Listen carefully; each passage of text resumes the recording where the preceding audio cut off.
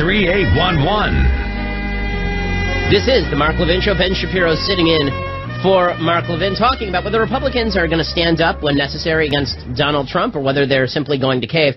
And look, the indicators were always that Republicans were going to cave because they caved to Obama half the time. They were constantly caving to Obama. So now that they've got somebody of their own party, there's no reason to suggest that they're going to stand up on their hind legs when Trump is wrong. But that doesn't mean that they shouldn't. That really doesn't mean that they shouldn't. And on this infrastructure talk, this populist nonsense, it's your job as a citizen, my job as a citizen, to speak up when we see something that we don't like, something that we think is wrong. Now, I think that Trump has a job, too. And that job is, it's the job of the president, it's the job of candidates to help educate the American people about these things. You know, Mark does this every day on the show, which is why his listeners are the most informed in the business. And I do it every day on my podcast and at my website. And they do it over at Conservative Review at CRTV. You know, there are a lot of people in the informed people business, but the most capable person when it comes to informing people about the realities of the world are the presidents of the United States. Presidents of the United States. This is what Ronald Reagan was great at. Ronald Reagan wasn't just a great president, he was the great communicator. He'd sit there with a chart and explain how the Laffer curve worked.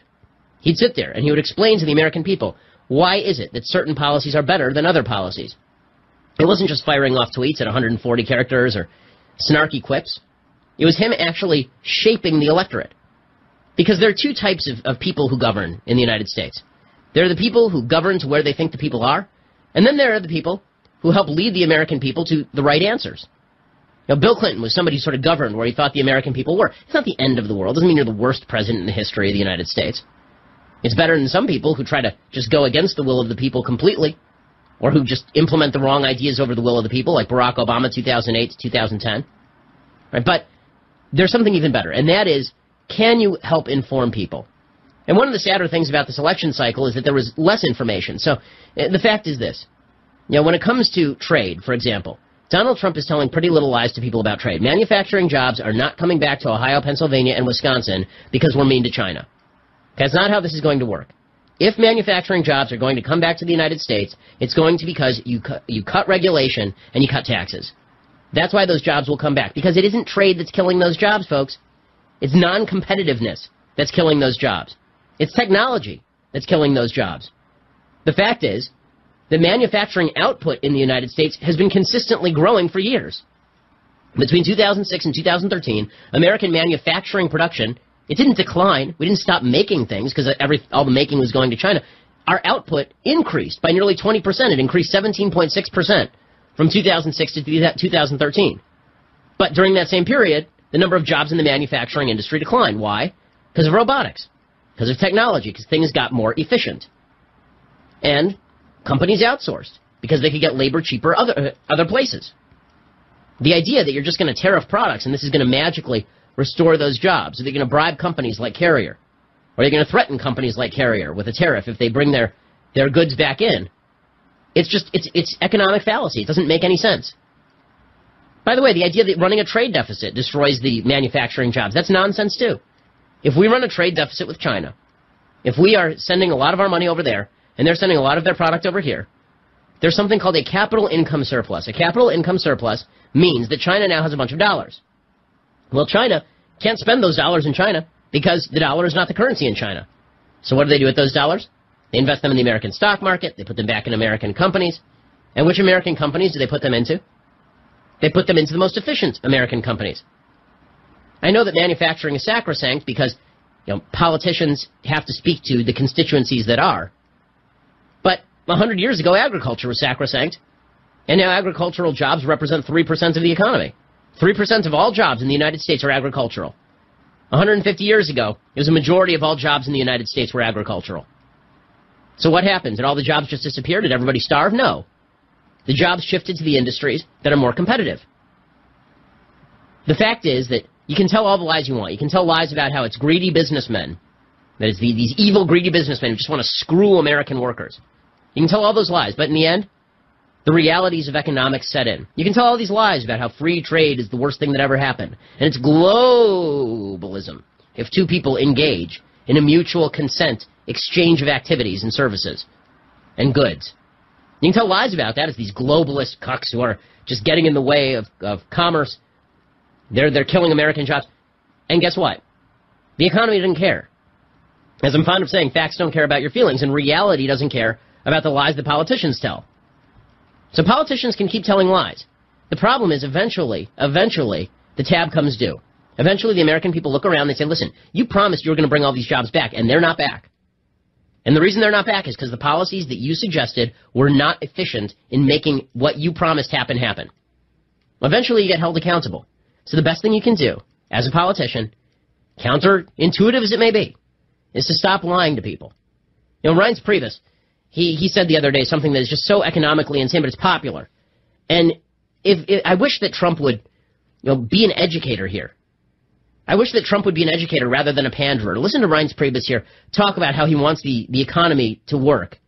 He says that trade is the big problem. This is clip 12, Reince Priebus, the White House Chief of Staff.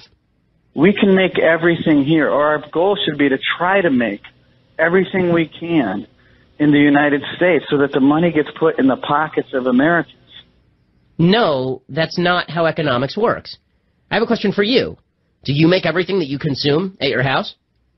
Do you get up in the morning and you don't have a pair of jeans, so you go out back and you grab some calico. I don't know what calico is made from. You just grab some calico off the nearest sheep and you press it and you spin it and you dye it and you sew it, and it takes hours and hours of labor, hours and hours of your time that you could be spending more productively elsewhere.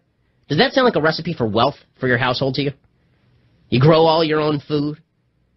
You don't go to a carpenter. You make all of your own tables and chairs. You don't go to a contractor. You build your own. You do everything yourself. You know who does everything themselves? Poor people in the third world. They do everything themselves. Seriously, the idea of the self-sufficient person who creates all these things for themselves, these are the poorest people on earth. You're not capable of creating a computer for yourself. You don't even know how to make a pencil yourself. You can't create these things for yourself. The reason that you are living in the wealthiest country on the face of the earth and in human history is because we've engaged in free market economics within our own borders, and for the majority of the 20th century, engaged in free market economics with other countries. Which is why poor people today have better technology than the richest people did in 1950. That's why. Okay, it's not a coincidence. But again, what Reince Priebus is saying is a lie that's calibrated toward attracting people. Now, back in the primaries, Ted Cruz, Senator Cruz from Texas, he won Iowa. It was really an amazing achievement. He won Iowa after making the case that ethanol subsidies were a boondoggle. Now, by the way, ethanol subsidies are actually a boondoggle. Ethanol subsidies are a waste of money. They're a waste of time. Ethanol is not nearly as productive. Ethanol is not nearly as efficient as other carbon-based fuels. It's not nearly as efficient as gas. We've been wasting tons of money, and the reason we waste tons of money is to pay off certain interest groups in places like Iowa. So Cruz wins Iowa. And Trump immediately comes out and he says, Ted Cruz is going to destroy ethanol. And then, of course, Trump wins the nomination eventually, and he goes on to win Iowa by 10 points and flip the state. Which poses some serious problems to my theory that truth actually matters, right? It poses a serious problem. Should we lie so that we can get some of the policies in place, or should we tell the truth? Well, fortunately, we're now past an election, so that's not important anymore. Once you're in power, now is the greatest opportunity in the world to tell the truth. To shift opinions, to say things that are true. Don't pander. Don't meet people where they are. If they're in ignorance, meet them in ignorance. No. Inform them. Tell them where you want to go. Tell them what's true. Tell them what's real. Barack Obama spent his entire presidency pandering and lying to people. He knew that people wanted to see themselves as victims, and so he embraced that. He kept telling them they were victims. And by the end of his presidency, he'd wiped out his own party. Donald Trump doesn't have to do that. Donald Trump can help inform. Donald Trump can help make Americans understand the realities of trade, the realities of economics. Donald Trump can make the harder case, but the truer case. He doesn't have to spin this Bernie Sanders-esque narrative about evil corporate villains screwing innocent victims out of pure malice, globalist politicians looking to harm the little guy. Instead, he could actually make the real case that fusty bureaucrats are overreaching with their regulations, and that's what's killing business. And he's in charge. He can make those regulations go away. That's all in the administrative state, the unconstitutional administrative state. It's all there. He can do things there. And that would be successful. And that would be popular. But that takes him shooting a little bit higher. It takes him aiming a little bit higher. Higher than just meeting people where they are or reinforcing their beliefs about how the world works, even when those beliefs are false. It takes him doing a little bit of what Cruz did to win Iowa. Especially now because He's got the opportunity. And the only thing that's going to breed success now that you've got power, once you have power, the only thing that breeds success is success. Otherwise, you end up losing that power and becoming a hollow man, like Barack Obama, a hollow administration, like Barack Obama's. Alan in Kennewick, Washington. You're on the Mark Levin Show with Ben Shapiro. Go for it, Alan. Thank you. The way the program was explained to me... The infrastructure program you're talking about? Yes, it's going to be over 10 years, not 1 year. It'll be spent over 10 years. It's going to be a combination of public and private money. There will be a task force determine where and what the money is spent on. The politicians will not be involved other than approving or disapproving the spending of the public money. Like Transportation Secretary will not decide that we need another freeway in West Virginia.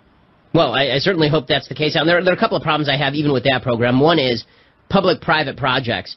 If it's beneficial enough to a private company to be involved, you should be able to find investors. This is sort of the stadium boondoggle issue, where you have public funds being used for private investors, and the only people who end up gaining are the private investors. That's one problem here. The other problem I have, Alan, and maybe you can answer this one for me, is why in the world it should matter? Why is he putting a $1 trillion price tag on it? Why not just say, here are all the wonderful things we want to do, and then we're going to work to make them happen? Once you stick the $1 trillion number on there, what you're really saying in the end is, we just want to spend $1 trillion. And that's not something I think is real productive. We're up on a break here, Alan. I appreciate the call. As we continue here on the Mark Levin Show, I want to talk about an article by Paul Krugman. The left is finally, they're beginning to think that we're on the verge of dictatorship. We're on the verge of dictatorship. But I want to take that seriously for a second and talk about what actually makes dictatorship happen. I'm Ben Shapiro in for Mark Levin. Mark Levin.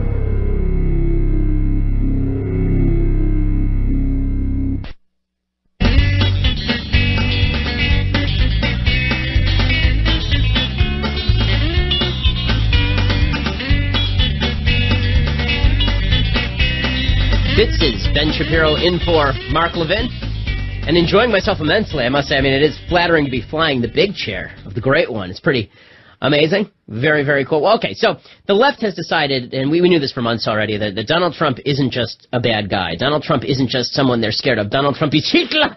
He's Hitler. He must be stopped. He's a Nazi. Okay, so Paul Krugman is the latest hysterical lefty to make this case in the pages of the New York Times. Literally every other column in the New York Times is about how Trump is Hitler and Mike Pence is Streicher and everybody's a member of the Nazi regime. And all of this is, of course, ridiculous and overblown and insane. And they said the same kind of stupidity about Mitt Romney and about George W. Bush and everybody's a Nazi. And, of course, neglecting the fact that the Nazis were actually of the political left. They were National Socialists who believed in a bigger government and who promised nationalized health care and outlawed guns and all the rest of it. But I want to take, for a second, I want to look at this Krugman column. And Krugman, by the way, won the Nobel Prize in economics for trade theory, not for political theory. But I want to take seriously for a second what drives a democracy to dictatorship. Because there's one thing here that really is amazing. So Krugman writes, many people are reacting to the rise of Trumpism and nativist movements in Europe by reading history, specifically the history of the 1930s, and they're right to do so. It takes willful blindness not to see the parallels between the rise of fascism and our current political nightmare. And he says, Republican institutions don't protect against tyranny when powerful people start defying political norms. And tyranny, when it comes, can flourish even while maintaining a Republican facade. Okay, there's actually some truth to that, what Krugman is saying. Then, of course, he goes on, and he suggests that it's just the Republicans. He said it's only the Republicans. The Republicans are the evil ones. He says, what's driving this story? I don't think it's truly ideological. He says free market politicians are already discovering that crony capitalism is fine as long as it involves the right cronies. He says, why is one party's politicians and officials, why don't they care about what we used to think were essential American values? This is a Republican story, not a case of both sides do it. This is where Krugman is out of his mind. I mean, he suggests that Republicans are the true fascists, of course. Now, it is true that America, the founding system, the system of checks and balances, has been eroded by 100 years of progressive policy, by the administrative state that has grown power in the presidency to the point where it is a near dictatorship in many ways. The power of the presidency is enormous, and the Democrats have been the choice factor behind that. They're the ones who have been maximizing the power of the presidency. Barack Obama came out this week, said Donald Trump he shouldn't be using executive orders. That's terrible. And then he used executive orders for everything, did Obama, of course. It's Harry Reid who got rid of the filibuster so that Barack Obama could have his way. And now they're shocked that Donald Trump has the same power. Here's the truth. For leftists who are worried about Donald Trump the dictator, about dictator Trump and all the rest of this, dictatorship usually predates the guy you don't like. Dictatorship usually predates the person you don't like, historically. Look back in history. The dictatorship in Germany predated Hitler. Hitler was not the first dictator of Germany. Effectively speaking, the first dictator of Germany was Paul von Hindenburg, a general who was a big hero during World War I, and in 1927, he was made president of the country. And all the parties couldn't get along. They're having trouble getting along, getting things done. And the people got very upset about this. Why can't they get things done? Why is it that we can't just come together and get things done? And so there was an article in the Weimar Constitution, it's called Article 40, and Article 40 allowed Paul von Hindenburg to form a government with a prime minister of his choice, a chancellor of his choice, and that person could govern without a majority in parliament. And anything that the chancellor said became law unless parliament stopped it. And pretty quickly, the chancellors began accruing power to themselves. There was a chancellor named Brüning, who was a center party guy. He was kind of a centrist politically. There's a guy named von Papen, who was a centrist politically. All these people had enormous power, and they centralized power at the center of government. And then along came Hitler, and he picked up the tool that had been created. He picked up the ring of power, and he used it for himself. And this is the danger everyone should be worried about, right, left, center. When the American people decide they don't like the checks and balances, they're sick of the gridlock, they just want to get things done. Elect my man. Make him the dictator. Dictatorship is fine so long as that guy's in charge, because he's my guy. Once that happens, once you decide that you can't have liberty for individuals, you instead have to have a big man who gets things done. This is something the left's been pushing for 100 years. It's only a matter of time until republicanism collapses, and what replaces it is something that's bad until the guy who gets in charge is a really, really, really bad guy, and that's when things get scary. So, the next task, minimize the power of government, cut it to the bone, because otherwise, what comes next may not be something you like, even if you like what's happening right now. I'm Ben Shapiro, in for Mark Levin.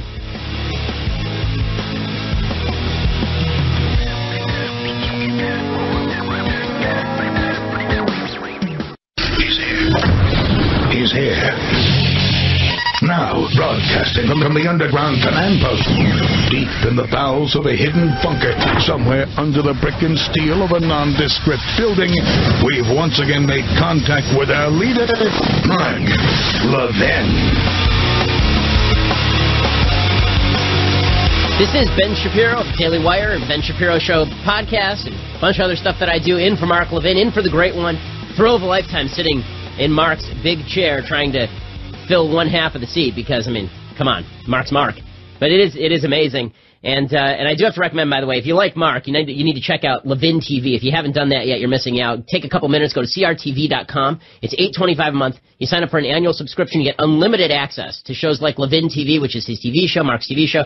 Mark Stein just joined, and Michelle Malkin joined. Steven Crowder, I think, is getting waterboarded over on CRTV, like in an hour or so, like after the show. He's getting waterboarded, so you're going to watch that just to watch Steven suffer. And you can watch them whenever you want, ad-free. 844-LEVIN TV. That's 844-538-4688. Or go to crtv.com right now. Okay, so Barack Obama, over the weekend, Barack Obama said something that really is truly impressively stupid. And that's an accomplishment for him, because Obama does hold at least 7 different Guinness World Records in stupidity. He is a master of many trades. All of them stupid, but he's a master of them. Over the weekend, Barack Obama, he was bragging about his administration, what a wonderful job he'd done. See, the thing is, Obama loves him some Obama. Barack Obama, I love me. I'm the best. Barack Obama, he just loves him. And so he was talking about how great his administration has been, and he dropped this whopper of a line about stopping terrorism. Cut 22, go. We should take great pride in the progress that we've made over the last 8 years. That's the bottom line. No foreign terrorist organization has successfully planned and executed an attack on our homeland. He said in his press conference, no foreign terrorist organization has successfully executed an attack on our homeland that was directed from overseas in a rainstorm, when the attacker was driving a tractor with one hand and drinking a Miller High Life with the other and wearing a clown nose and dancing on a pogo stick. Well, he didn't actually say that last part, but he may as well have, because This is the nice thing about being Obama. Obama has such faith in the power of verbiage.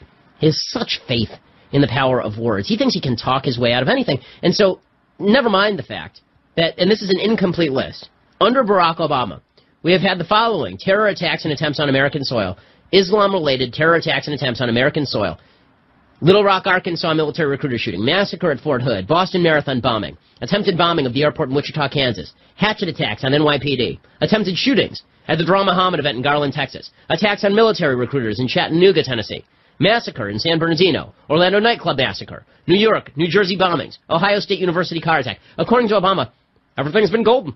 Everything's been great. Because he just sort of defined it out of existence, right? He says no foreign terrorist organization has successfully executed an attack on our homeland that was directed from overseas. Yeah, well, but not all terrorist attacks are directed from overseas, and they don't have to be. You can have a cell operating on its own in the United States. That's how terrorism works now. Or you can have an individual recruited to kill people. And guess what? The people who die thanks to radical Islamic-related terrorism, they don't care whether it was directed overseas. They're still dead. The people who have their arms and legs blown off, it is amazing. Whenever we read the stats of what happened in a terror attack, everybody focuses on the dead. Nobody ever focuses on the wounded. And when you look at the wounded in these bombings and shootings and in the car attacks that are happening overseas, when you look at these things, the wounded are just brutalized. You're talking about people whose lives are ruined, and we don't pay attention to that. Well, Obama says this, right? He says that everything's hunky-dory. And literally within 48 hours, you have a really fine, upstanding fellow, a radical Islamic terrorist from Tunisia, and you have him take a truck and drive it into a crowd at a Christmas market in Berlin, and you have a Turkish terrorist shoot the Russian ambassador to death in front of the media. And we now have some more information about this Tunisian man who's wanted in connection with the truck attack in the Berlin Christmas market. His name is, I guess, Anis Amri. Well, we'll pronounce it Anis Amri. So Anis Amri had been under covert surveillance for months, but German police called off the operation in September. Why? Because that's what they do under Angela Merkel. They don't want to offend anyone. We must not offend. We must never offend. Barack Obama never wants to offend. In fact, if you look at the statements, you want to know why Trump is more popular on terrorism than Obama? You really want to know? It's because if you look at the statements that Trump issued versus the statements that Obama issued, it's truly amazing in the aftermath of this Berlin attack. Yet Trump, in the aftermath of the Berlin attack, his statement was clear, and he said that it was a violation of all civilized order. He said that radical Muslims all around the world are attacking Christians all around the world, 100% true. And Obama had like some minion over at the State Department release some idiotic statement, some ridiculous statement about how it's an attack on the world and blah, blah, blah, and never mentions radical Islam, never mentions Christianity. It was a Christmas market, for goodness sake. Never mentions any of that. This is the difference between Trump and Obama in a nutshell, is that Obama is working very, very hard. He's working overtime to ensure that he doesn't see the pattern in any of this. There are all these attacks in the United States and overseas.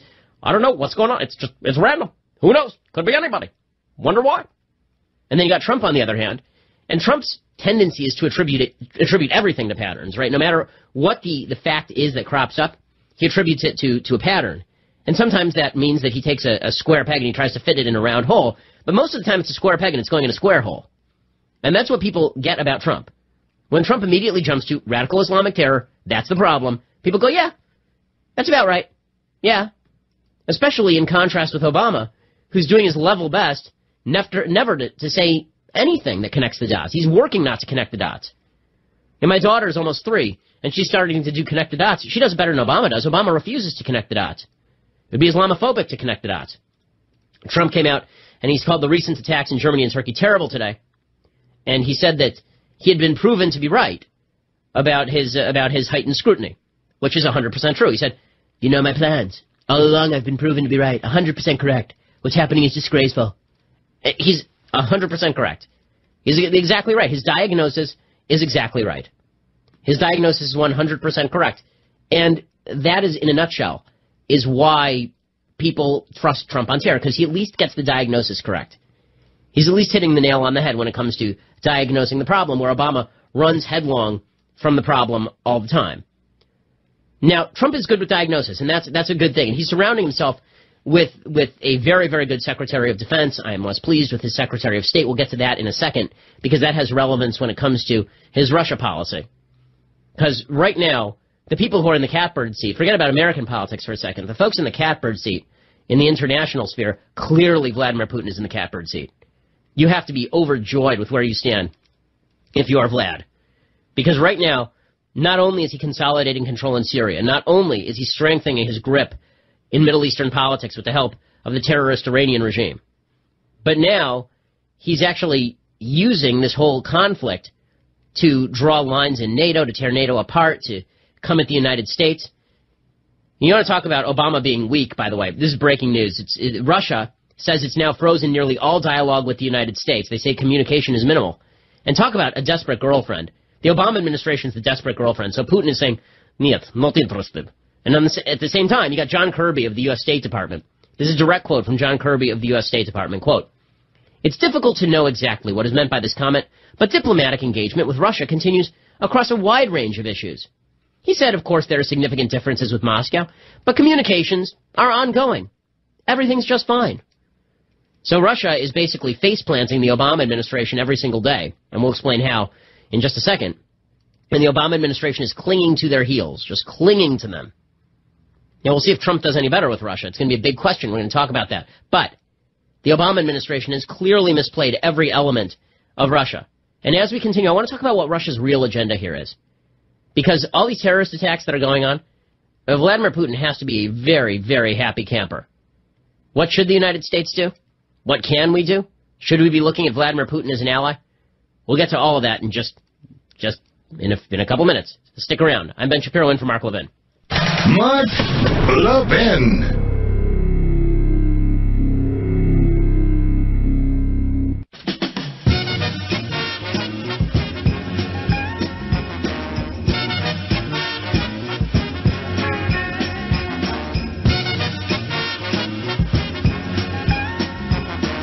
So let's talk about what is Vladimir Putin's agenda. What does Russia want out of what's going on in the Middle East? Ben Shapiro in for Mark Levin. Okay, so Vladimir Putin had a really good week. Now, on the surface of it, you might think that he didn't have a particularly good week. After all, the Obama administration was ripping him a new one over what's going on in Syria. Vladimir Putin has been a big backer of Bashar Assad, the dictator of Syria. He's been helping Assad engage in human rights atrocities in Aleppo. Vladimir Putin is one of the world's worst dictators. He's a thug. He's an expansionist, dictatorial thug, former KGB thug. Somebody you shouldn't trust, somebody that you shouldn't really think has your common interests at heart. And Trump, by the way, people talk about Trump being close to Putin. That would only make him the third straight president who's tried to cozy up to Putin, and Putin has ended up using him, riding these presidents like a horse, bareback across the plains of Russia. But what exactly does Putin want out of this? Well, Putin has a couple of major goals in life. Goal number one, he wants to expand Russia territorially. He thinks that the Soviet Union collapsing was a defeat of what Russia was, that Russia has this great world historical importance. And this isn't rare among a lot of folks who are kind of in upper echelons of Russian politics. They believe that Russia has this great role historically to play, and therefore the fall of the Soviet Union ended up collapsing what was this great achievement into the mire. It didn't have to happen. Gorbachev wasn't forced to do it by Reagan. He sort of chose to do it. And they hollowed out what could have been a great empire. Remember, Vladimir Putin spent the vast majority of his youth fighting for that communist empire. And then he sees it come undone, and it's replaced by this oligarchic, non-capitalist anarchy.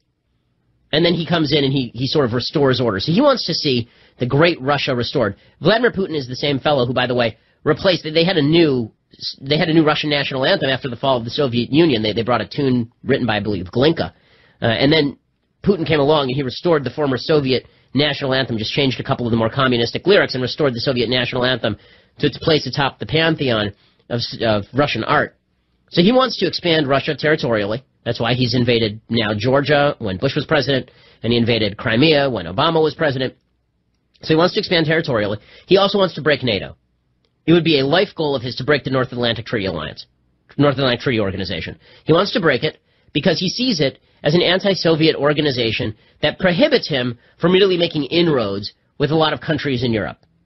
Prevents him from making real alliances, prevents him from manipulating, from using the power over the oil spigot to really impact Europe. He thinks that if he breaks NATO, that allows him the ability to maximize his own power in the region, and he's right. He's right. I mean, this is clearly what he thinks. Now, what happened over the last week? Over the last week, the atrocities in Aleppo became public again. Everybody was very worried about what was going on in Aleppo. And things appeared to not be going so well for Vladimir Putin. And then came two simultaneous events that make Vladimir Putin very happy. One is, just from a geopolitical perspective, one is this terrorist attack in Berlin, and the other is this shooting of the Russian ambassador in Turkey. The reason that this makes Vladimir Putin happy is because Vladimir Putin doesn't care about getting rid of ISIS. He's not interested in getting rid of ISIS. He actually needs ISIS. Vladimir Putin requires ISIS to continue to exist so that he and Bashar Assad and the mullahs in Iran, again, all the worst people in the world, they can pretend that they are fighting ISIS when they're actually just destroying their enemies, when they're actually just killing all of the rebels who actually want to fight Assad, when they're consolidating their stranglehold on their own countries. So they need ISIS to exist. The minute that ISIS goes away, suddenly people say, okay, Assad should go too. Or why are we giving the Iranians money? Shouldn't we be trying to oust them? They need ISIS to continue to exist. But they also need ISIS to be seen as their foil. They need to be seen as enemies of ISIS. So, when apparently an ISIS-related terrorist shoots the Russian ambassador in Turkey, suddenly the narrative shifts from Russia is committing atrocities in Syria to look at these awful, awful radical Islamic ISIS terrorists who are murdering the Russian ambassador. Look how awful and evil that is. And Vladimir Putin gets to play at tough guy against ISIS again. Now again, he's only been half-assing it against ISIS. He's not that interested in getting rid of ISIS. This is the dirty little secret about ISIS. Nobody on earth, except for the United States, is truly that interested in getting rid of ISIS. Iran doesn't want to get rid of ISIS. ISIS provides Iran with the excuse to go into Iraq and take over territory. Syria doesn't want to get rid of ISIS. It allows them cover to kill all their enemies. Turkey doesn't want to get rid of ISIS. They see ISIS as a check against the Iranians. ISIS is Sunni, and the Iranians are Shia. For the same reason, Saudi Arabia doesn't truly want to get rid of ISIS. I mean, if they went away, I think the Saudis would like it, but they're not supremely concerned with getting rid of ISIS. They're just as concerned about Iran. They see ISIS as a counterbalance against Iran. So nobody really wants to get rid of ISIS except maybe us and the Europeans. But the Europeans don't want to do it because they're all lefty. And we don't want to do it because we're increasingly isolationist. So ISIS continues to exist, and meanwhile Putin uses it as an excuse to expand his geopolitical power. And one of the ways that he does that is he actually came out yesterday, and he blamed NATO for the assassination. He said, you NATO countries, you terrible Westerners, you keep talking about all these atrocities in Aleppo, you keep talking about all the stuff going on in Syria, and look what you've done. Look what you've done. You have made ISIS think that they can just kill Russian ambassadors. We're angry at you. And therefore, NATO's a garbage organization. We're not interested in NATO. NATO's terrible. And Putin is going to use that as an excuse to rip on NATO. Meanwhile, Putin has to be pretty happy because the refugee crisis that's been brought about in Syria has created hundreds of thousands of refugees. These refugees are now crowding into Europe. What's that driving politically? It's driving a backlash against the lefty governments that let them in. And the right-wing governments in Europe, these far-right European governments, they all kind of like Putin. They're kind of okay with Putin. So the fact is that Putin is getting what he wants all across the board. He's getting governments that are friendlier to him elected in Europe because the lefties are stupid in Europe. And he's getting more power in Syria, more power in Iran, and he's threatening NATO. And the next step is going to be that he either invades Kazakhstan, which is just to the south of Russia, oil-rich region, or, if he decides to be more audacious, that he's going to start making territorial grabs inside a NATO country. He's going to start encroaching into Estonia or Latvia or Lithuania. And he's going to bank on the fact that the Europeans are too lazy to do anything, and that the Trump administration is too pro-Putin to do anything. And it's not a terrible bet. It's not a terrible bet. And as we continue here on the Mark Levin Show, we're going to talk about how the Obama administration has responded, not well, and how the Trump administration can and should respond, and how they're actually going to respond. All of this actually makes a difference to your life. It actually makes a difference to your life. When bad dictators gain more power and threaten our allies, when they oppress more people, that is a threat to American interests around the world, not on a vague level, but on a very specific level. We'll talk about why. I'm Ben Shapiro, in for Mark Levin.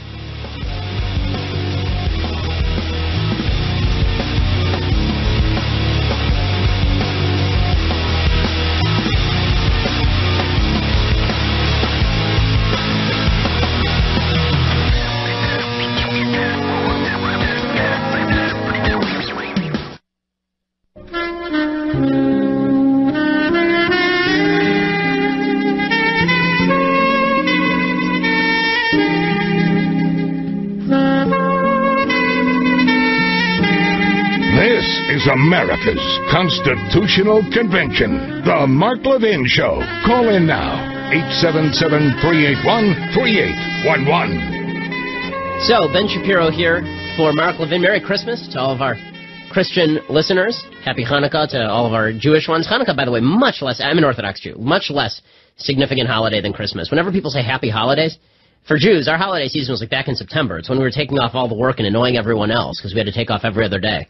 But yeah, this is the Christmas season. So Merry Christmas season for that's the real holiday this time of year. Hanukkah is a relatively minor holiday elevated by the secular Jewish community because Christmas is awesome and people sort of wanted to hone in on the same sort of marketing. But in any case, we're talking about what's going on with Putin and the threat to the West. So Putin's aggression has gotten a lot more extreme in the last few years under Barack Obama. That is not a coincidence.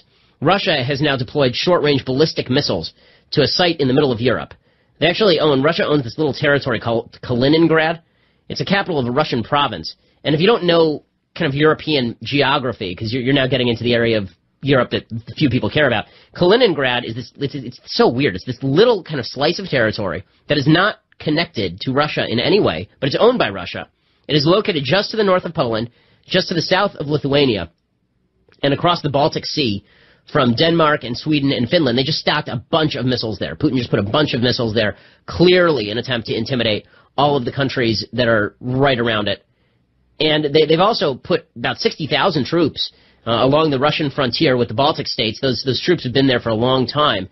And they've been doing snap exercises for the last year. They're obviously getting very, very aggressive. Now, why should we care about that? Well, for the same reason that we cared about Hitler invading surrounding countries. And, by the way, Putin uses the same excuse that Hitler used when Hitler invaded surrounding countries. When Hitler invaded Czechoslovakia, he said, look at all these ethnic Germans here. These people are being oppressed. I need to go in there. When he took Austria, he said, this is an ethnically German state. Why shouldn't it be part of Germany? That's what Putin does. When he went into Georgia, he said, there are all these ethnic Russians, and they have to be protected. How about we just send some troops in? He did the same thing with Ukraine. He did the same thing with Crimea. So, well, why does any of that matter? Well, because isolationism only stays isolationism so long. Global threats are truly global, even more now than they were back in the 1940s.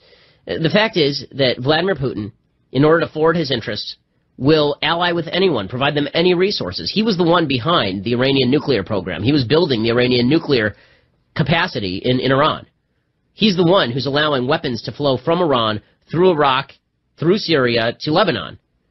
And those weapons are now being used by Hezbollah to threaten Israel. And Vladimir Putin is willing to do anything to expand his power, and when he expands his power, he becomes more of a threat. Now, what's amazing about all of this is that Russia is actually an incredibly weak country. Russia is not some sort of powerhouse. Russia is a hollow giant. The Russian military is archaic. The Russian economy is entirely based on petrodollars. Vladimir Putin has, by the way, socked away about $40 billion for himself. About $40 billion he socked away for himself. This man of the people. And every administration seems to treat him like he's no big deal or kowtow to him. I mean, the Obama administration made a habit of it. There's no question that Obama went out of his way to make Putin strong. Everywhere.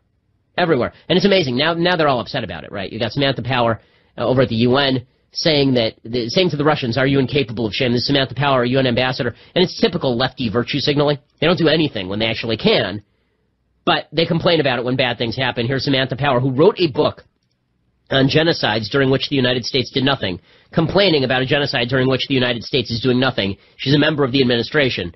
And here she is ripping on Vladimir Putin. Clip 23, go. It should shame you. Instead, by all appearances, it is emboldening you. You are plotting your next assault. Are you truly incapable of shame? Is there literally nothing that can shame you? Is there no act of barbarism against civilians, no execution of a child? Oh, God, shut up, Samantha. You just take out a hashtag. Take out a hashtag. Remember Bring Back Our Girls? Yeah, that didn't bring back any of the girls from Boko Haram. Remember Unite for Ukraine? It didn't stop Putin from annexing part of Ukraine. Obama said the same thing, though. Obama was also suddenly Obama, who signed the Iranian deal, and the man who made Iran back into a regional power, the man who left Bashar Assad in power after drawing a red line on him, the man who has made Vladimir Putin, again, a rising threat. That guy says those three countries, they're just terrible. It's just awful. Clip 24, go. The world as we speak, is united in horror at the savage assault by the Syrian regime and its Russian and Iranian allies on the city of Aleppo. We have seen a deliberate strategy of surrounding, besieging, and starving innocent civilians. We've seen relentless targeting of humanitarian workers and medical personnel, entire neighborhoods reduced to rubble and dust. There are continuing reports of civilians being executed, and these are all horrific violations of international law. Responsibility for this brutality lies in one place alone, with the Assad regime and its allies, Russia and Iran. And this blood and these atrocities are on we can their stop hands. it there. There's some other responsibility that lies with the President of the United States who does nothing. So, look, Obama's done a terrible job on this. Him lecturing about this is insane. It is hilarious to watch the left try and pawn this one off on Trump. There have been a bunch of articles recently in major publications. I think there was one in the New York Times, and I know that Salon ran something, where they were blaming Trump for what's going on in Syria. And Trump isn't even president yet. He's just president-elect. So, no, that one just doesn't fly. That said, Trump's approach to Russia is worrying. It is worrying. And, as always, I hope for the best, but prepare for the worst. Donald Trump's approach to NATO, again, Vladimir Putin has two goals: expand his territory and influence, and break NATO. Those are his two goals in life. And I gotta say that the early indicators from the Trump administration foreign policy are not good on these things. I mean, you remember Trump slamming NATO during the campaign. This is clip 28. They're ripping off the United States, and they're ripping you off. I don't care. I don't want to do that. Either they pay up, including for past deficiencies, or they have to get out.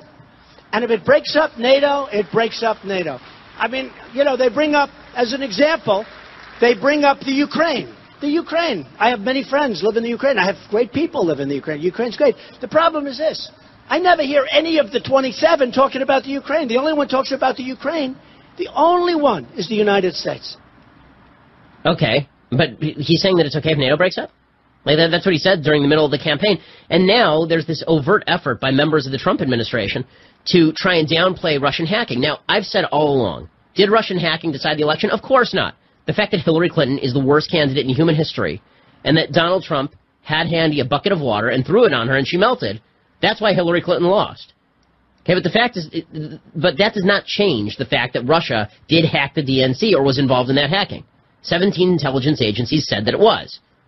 It doesn't change the fact that Russia has an interest in undermining American electoral integrity, even if they weren't able to do so this time. But again, the attempted warmth from Trump is bewildering. Here's Reince Priebus, White House Chief of Staff, over the weekend, talking about how maybe Russia didn't do it. I think that these guys should be straight with the American people and come out and say it. I don't think they've been clear about it. I think that it's been all over the map. So John Brennan, his statement is not enough for you? Not when you have multiple people saying different things coming through third parties and media reports.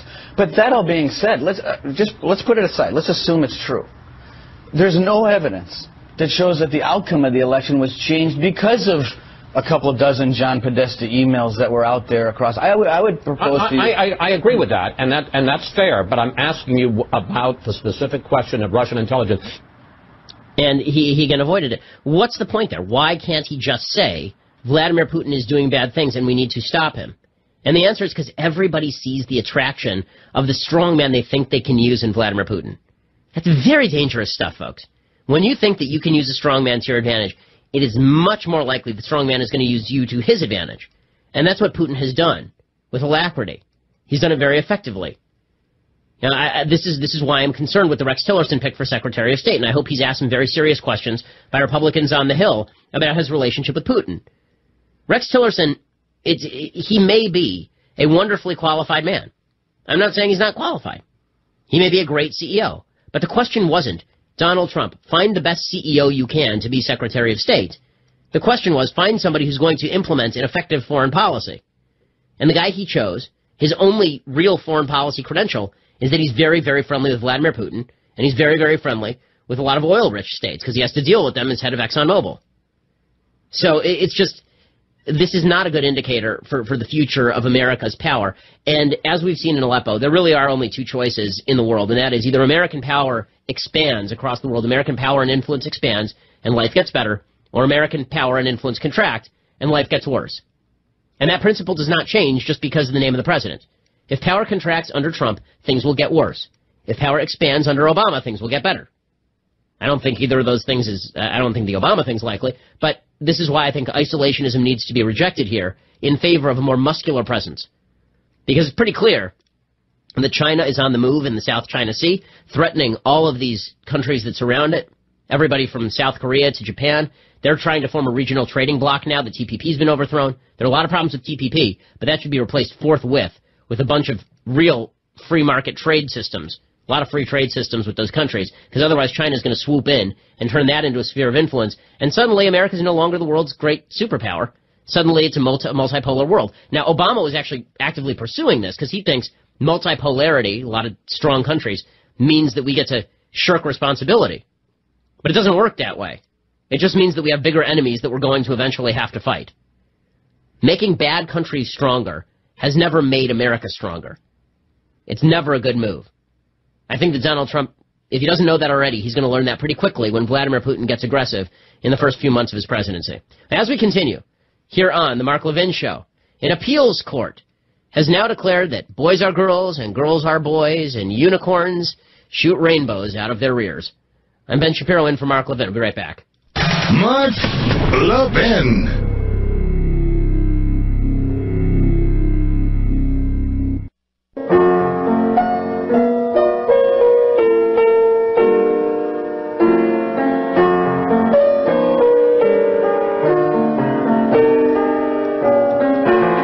Shapiro in for Mark Levin. It's been a huge honor to sit in for the great one today.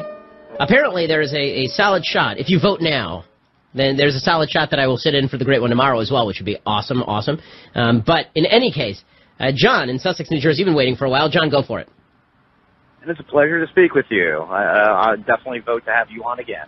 Well, I appreciate it. Thank you. That's kind of you. So you think that apparently we disagree on tariffs. So make the case. Go for it. Okay, basically I disagree on tariffs. Instead of making it harder, for people to import their products and so on and so forth, that we should probably make it easier for manufacturers in this country to hire people, maybe perhaps strangle the EPA, and allow our steel mills to open, our lead plants. Well, that I agree with clearly. Clothes dyeing. Clearly, that's right. But on tariffs, I mean, that's obviously right. On regulations, on getting rid of some of these environmental strictures, on taxes, I mean, I think you and I agree on that. On tariffs, here's the problem with tariffs. Are you in favor, let me just ask a slightly different question, but it's analogous. Are you in favor of raising welfare payments for people in the inner city? Depending if they work or no, but no, general no. Right, and so you're not. And the reason is because, we can't just take other people's money and put it in some people's pocket because they're unlucky or because they haven't been working. When you have a tariff, what a tariff really does is it redistributes my income to somebody else in a different industry because we've determined that their industry or their job is more important than my income. Because what you're really doing is you're forcing me to buy an American product at a higher price, and that is keeping presumably this person in the manufacturing sector employed. Well, I don't understand why the manufacturing job is more important than my job or your job or an agricultural job. You sort of have to let the market do what the market's going to do because we are all both producers and consumers. But as consumers, if we are going to be forced to engage in transactions against our will, that's a violation of basic liberty principles, I think.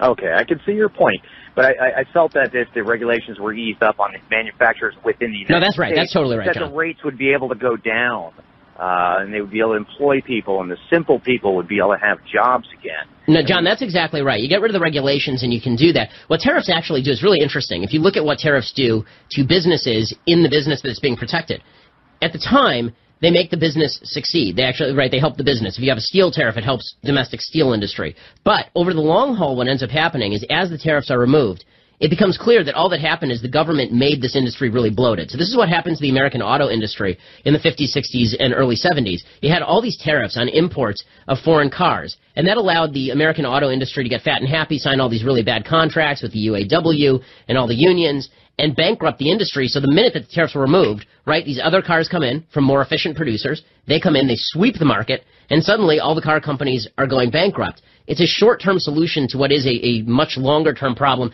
Plus, it really doesn't solve your bigger problem, which is that, especially in the manufacturing sphere, it's technology that's killing all the jobs. 85% of job loss in the manufacturing sphere is being lost to automation. And that's not something that you can bring back by artificially raising prices. John, really appreciate the call. Okay, so I talked a little bit earlier about this case. I can mention it briefly before we have to run, and that is the Sixth Circuit Court of Appeals declared late last week that men are women and women are men, and little boys who think they're little girls should go pee in the girls' restroom.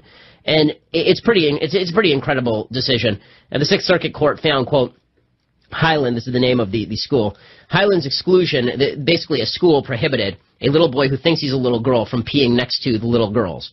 And the court declared that the little boy was actually named Jane Doe, and artificially changed his sex. And he said, Highland's exclusion of Doe from the girls' restrooms has already had substantial and immediate adverse effects on the daily life and well-being of an 11-year-old child, i.e. multiple suicide attempts prior to the entry of the injunction. This is one of these lies the media likes to put out there with no evidence, and that is that the transgender suicide rate, that if you don't allow little boys who think they're little girls to pee next to little girls, that's what causes them to be suicidal. There is no evidence to suggest this.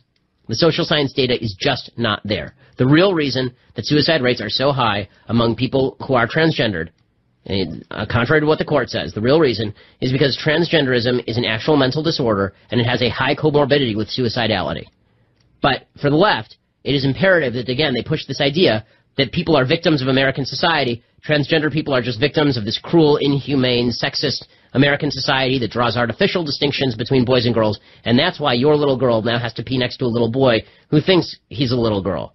The courts obviously have no role here, but again, when you have a group of people on the left who think that they can go to war with reality and win, you end up with an uglier world. The unhappiest people in life are people who go to war with reality, because that is a battle you just cannot win. And I'll be frank, I root for reality. I root for reality because reality is going to win anyway. It's a solid bet. So you can either root for reality, or you can root for people to overcome reality and destroy society in the process. Well, apparently I have won the vote. I will be back tomorrow, apparently, and I look forward to seeing you then. It's been an honor to sit in for the greatest one. Mark Levin. I'm Ben Shapiro of Daily Wire, in for Mark Levin. See you tomorrow.